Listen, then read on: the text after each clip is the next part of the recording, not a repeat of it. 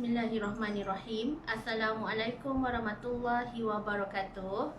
Selamat petang kepada semua rakan serta follower di page FTR Bidadari Solution. Okey, apa khabar anda semua hari ini? Okey, Soleha doakan agar semuanya dalam keadaan sihat, sejahtera, dalam perlindungan Allah dan sentiasa dipermudahkan semua urusan kalian, insya-Allah. Okey, hari ini merupakan sharing ilmu daripada Soleha hari yang ke-110 pada sesi tahun 2021 ni. Alhamdulillah. Okey, boleh tolong share dan boleh tolong kongsikan laju-laju Soleha punya link page live pada petang ini supaya lebih ramai orang yang akan dapat manfaat daripada perkongsian ilmu yang berkat, insya-Allah. Okey, thank you yang sudi sharekan. Hai Kak Mun, hai Mashita, hai Kak Su. Okey, Alhamdulillah. Hai Wani. Okey, sebelum tu jom sama-sama kita berselawat dan juga berdoa semoga Allah memberkati majlis ilmu taman-taman syurga kita pada petang ini, insya-Allah. Okey, Allahumma salli ala Sayyidina Muhammad wa ala alihi Muhammad. Allahumma salli ala Sayyidina Muhammad wa ala alihi Muhammad. Allahumma salli ala Sayyidina Muhammad wa ala alihi Muhammad. Bismillahirrahmanirrahim. Allahumma ftah alaina hikmataka wa anshur alaina min khazaini rahmatika ya arhamar rahimin. Rabbi shrah li sadri wa yassir li amri wahlul 'uqdatan min lisani yafqahu qawli. Amin ya Allah ya Mujib. Hai, Waalaikumsalam Umi Afan Kalisha Umairah. Hai Kak Ju, hai Faz. Okey, ada siapa lagi? Hai Kak Ida. Dan semualah, hai Ida. Okey. Waalaikumsalam kepada semua yang memberi salam. Okey, thank you yang bersama dengan live pada petang ini. Okey, tajuk kita hari ini adalah niat baik dapat pahala.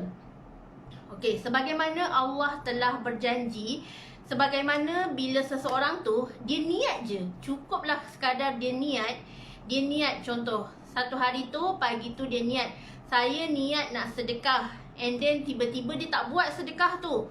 Niat je dia dah dapat satu kebaikan, tetapi Allah telah janjikan kalau dia dah niat nak buat baik tu, and then dia lakukan, dia laksanakan, maka dia akan dapat pahala 70 hingga 100 pahala kebaikan.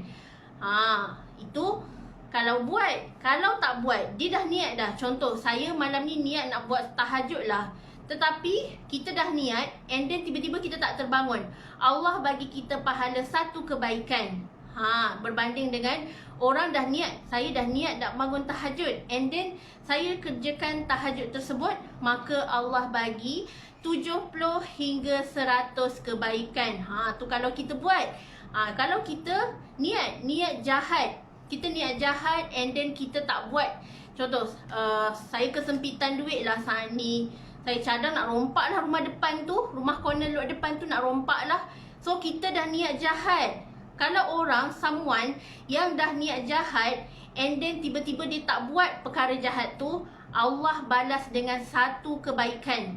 Tetapi kalau dia dah niat jahat lalu dia melakukan kejahatan tersebut, maka dia mendapat dosa besar. So niat tu, innamal a'malu binniat. Setiap perkara kalau kita lakukan dengan niat, tak kiralah niat baik ke, niat jahat ke, semuanya akan dinilai di sisi Allah Subhanahu Wa Taala. Okey, anda dapat tak sesuatu daripada poin Soleha pada petang ini? Di mana kalau kita niat baik je, kalau kita tak buat, kita tetap Allah bagi pahala. Lagilah kalau kita buat, Allah bagi 70 hingga 100 kali ganda pahala. And then kalau kita buat jahat, lepas tu kita tak buat jahat tu, kita tinggalkan perkara mungkar tu, Allah bagi kita kebaikan sebab kita mengelak kemudaratan, kita mengelak kemungkaran, Allah bagi kita pahala satu kebaikan. And then kalau kita niat buat jahat, aku nak mencuri, aku nak mengumpat, aku nak merompak, so kita dah niat jahat and then kita betul-betul lakukan niat jahat tersebut, maka Allah akan balas segala azab yang sangat pedih di hari akhirat kelak. So betapa baiknya Allah. Sama juga macam kita setiap pagi kita niat, ya Allah, sahaja aku bekerja, berniaga, berdakwah kerana Allah Ta'ala, maka Allah akan berikan kita pahala. Even kita niat, insya-Allah Allah bagi kita pahala. Sebab tu tajuk petang ni adalah niat yang baik dapat pahala. Niat yang baik, contoh kita nak sedekah hari Jumaat esok kan. Kita niat, saya nak sedekah lah esok, nak gandakan pahala sedekah untuk esok. So kita buat, maka Allah akan bagi kita pahala 70 hingga 100. Tetapi and then kalau kita dah niat sekarang ni, esok hari Jumaat ni aku nak sedekah, tiba-tiba duit yang kita nak sedekah tu tak ada, tak kunjung tiba, maka niat kita walaupun kita tak lakukan, kita akan dapat pahala. Betapa baiknya Allah. So dekat sini ibrahnya adalah bila kita niat sesuatu yang baik, insya-Allah Allah akan balas segala kebaikan kita tu dengan Allah mempermudahkan segala urusan kita. Anda perasan tak contoh orang-orang baik di sekeliling kita? Saat dia selalu menolong kita, saat dia selalu membantu kita, sebenarnya urusan kita akan dipermudahkan oleh Allah Subhanahu Wa Taala. Allah tak pernah susahkan kita. Allah tak pernah biarkan kita dalam kesusahan. Sebab tu, bila kita tengok orang susah, kita bantu dia, maka Allah akan permudahkan urusan kita. Contoh, kita sedang berjalan-jalan nak pergi pasar raya kan.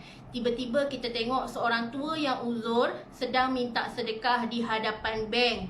So, kita saat itu, adakah kita nak sedekah ke atau kita berlalu begitu sahaja? Kalau kita niat dalam hati kita, saat itu kita tengok orang susah, insya-Allah kita niat, kesiannya dia tak ada tempat tinggal.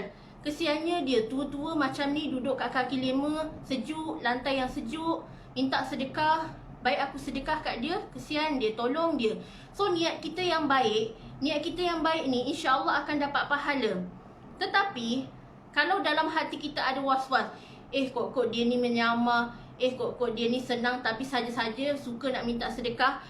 So prasangka dalam hati kita, kalau kita ada niat buruk, prasangka buruk dalam hati kita, maka kita akan dapat kemurkaan Allah Subhanahu Wa Taala. Sebab tu kita dalam hati kita tak boleh berburuk sangka dengan orang. Tetapi Islam juga ajar kita untuk tabayun. Kalaulah betul memang dia menipu, tugas kita dah selesai. Kita niat kita nak sedekah, kita akan dapat pahala sedekah. Tetapi kalau dalam hati kita ada was-was, so better kita tinggalkan je. Biarlah hati kita ni ada husnuzon, sangka baik kepada orang. InsyaAllah kalau kita sangka baik dekat orang, maka apa yang kita sangkakan tu akan datang perkara yang baik-baik. Tetapi kalau kita duduk buruk, sangka buruk dekat orang, kita cari salah orang, kita dah salah dan nawaitu kita nak tolong segera. Tetapi kalau kita ada was-was dalam hati kita, better kita tak payah buat dan kita jernihkan dulu hati kita. Banyakkan istighfar, banyakkan amalan yang boleh membersihkan hati kita. InsyaAllah, biarlah kita sedekah tu, sedekah dengan hati yang ikhlas.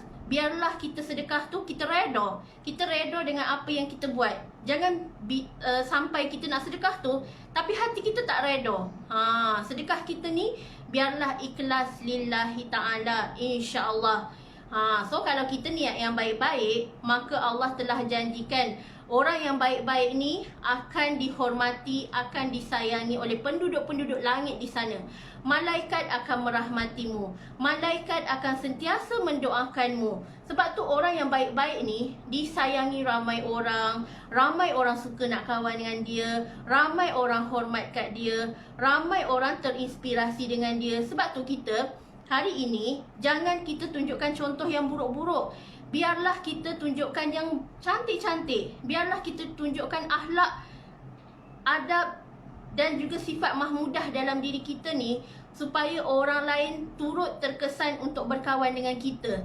Sebab hidup kita hari ni, kita perlukan kawan-kawan, kita perlukan persekitaran yang baik, kita perlukan circle yang baik. Bukannya kita tahu nak negatif, emosi tak stabil. So kalau emosi kita tak stabil, maka kejayaan pun susah nak datang dekat kita. Rezeki pun tak sukakan orang yang masam muka, merungut, kaki komplain, tak bersyukur, suka marah-marah, tak sabar. So rezeki tak suka pada golongan yang macam tu. Biarlah kita nak lakukan sesuatu tu, nawaitu kita tu lillahi ta'ala. Sahaja aku lakukan ini kerana Allah Ta'ala.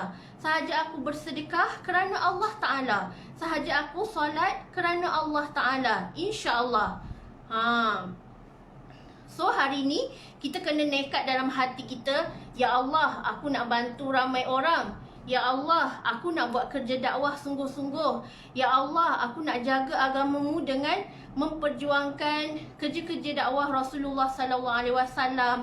Nak sambung segala perjuangan, tak nak malas-malas, tak nak lemau-lemau, tak nak ada perasaan iri hati, tak nak ada sikit pun rasa negatif.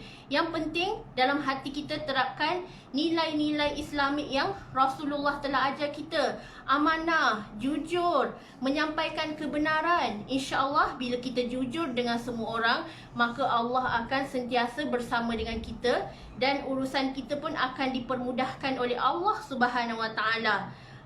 So orang yang selalu mempermudahkan urusan orang lain ni, Allah akan mencuci, Allah akan menerbangkan segala dosa-dosa. Ibarat buih-buih di lautan tu, sekecil mana pun dosa kita, insya-Allah Allah akan hapuskan, Allah akan ampunkan, Allah akan berikan kita maghfirah dan kasih sayangnya. Asbab kita, nawaitu kita yang baik ni suka mempermudahkan urusan orang, suka jaga hati. Sebab sekeping hati yang bersih ni akan menghadirkan rezeki yang sangat luar biasa. Rezeki yang barokah yang kita nak kejar, rezeki yang sentiasa Allah reda. Kita jangan kejar kuantiti. Kalau kita kejar kuantiti, kita akan sibuk dengan bilangan. Kita nak dapat banyak, kita nak tamak, tapi kita sehingga menyebabkan rezeki kita tu tak berkat. Kita kata, tak apalah aku untung lebih. Yang penting sel aku hari ni masuk banyak. Tapi dia tak fikir kat situ. Rupa-rupanya bila kita makan hasil rezeki yang haram, hasil rezeki yang syubhah, akan berlaku kebocoran rezeki.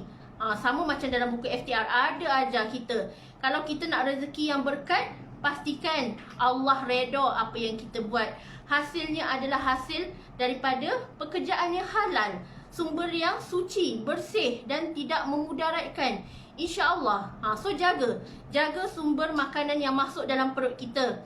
Sebab kita bukan sekadar isi perut kita, kita isi perut anak-anak, kita isi perut, kadang-kadang kita bagi makanan dekat mak mertua, kat ayah mertua. So banyak perut yang kadang-kadang kita terlepas pandang kita isi, lalu mengalirlah darah daging yang tak halal, darah daging yang syubhah, darah daging yang Allah tak reda. So kita tak nak macam ni. Kejarlah keberkatan, jangan kejar kuantiti. Kalau kita kejar kuantiti, kita akan penat. Tetapi kalau kita kejar keberkatan, rezeki yang berkat tu cukup walaupun sedikit. Kita tengok macam sikit je kan.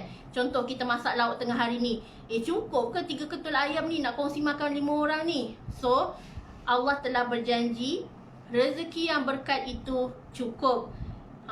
Kita berbagi sikit sama sikit, banyak sama banyak. Sampai kena catu ke, tak ada masalah. Yang penting kita dapat rezeki yang berkat, kita dapat makan, syukur alhamdulillah. Kita dapat kenyang, syukur alhamdulillah. So banyakkan ucap syukur alhamdulillah, maka Allah akan berikan kita nikmat berganda-ganda. Seperti dalam ayat Al-Quran, firman-Nya, la in syakartum la azidannakum. Barang siapa yang bersyukur, maka Allah akan tambah nikmat kepada dirinya. Jangan merungut, jangan komplain, jangan marah-marah, tetapi banyakkan sabar. Lagi-lagi kita di fasa PKP ni kan, lockdown, ada yang dibuang kerja, ada yang tiba-tiba sales down. So banyakkan bersyukur, muhasabah diri, perbetulkan diri kita, upgrade ilmu. InsyaAllah kalau kita upgrade ilmu, kita tahu apa nak buat. Saat diuji, saat ditimpa masalah, kita masih boleh tersenyum. Saat kita ada masalah bertimpa-timpa, kita cari Allah. So itu adalah antara ilmu-ilmu di dalam FTR yang ajar kami semua untuk always turn back to Allah. Jangan kita membelakangkan Allah, tetapi carilah Allah di saat kita susah ataupun senang, insya-Allah. So sama-sama kita muhasabah diri. Perbetulkan diri kita, insya-Allah kita akan selangkah menuju keberkatan dan kasih sayang Allah Subhanahu Wa Taala. Okey, sekian sahaja perkongsian Solehah petang ni. InsyaAllah semoga bermanfaat. So, jaga nawaitu, jaga niat, reset niat selalu. Lillahi ta'ala. Kita kejar akhirat. InsyaAllah Allah akan bagi kita ni keduniaan yang sangat-sangat barakah, sangat-sangat bahagia. InsyaAllah. Okey, wabillahi taufiq wa hidayah. Wassalamualaikum warahmatullahi wabarakatuh.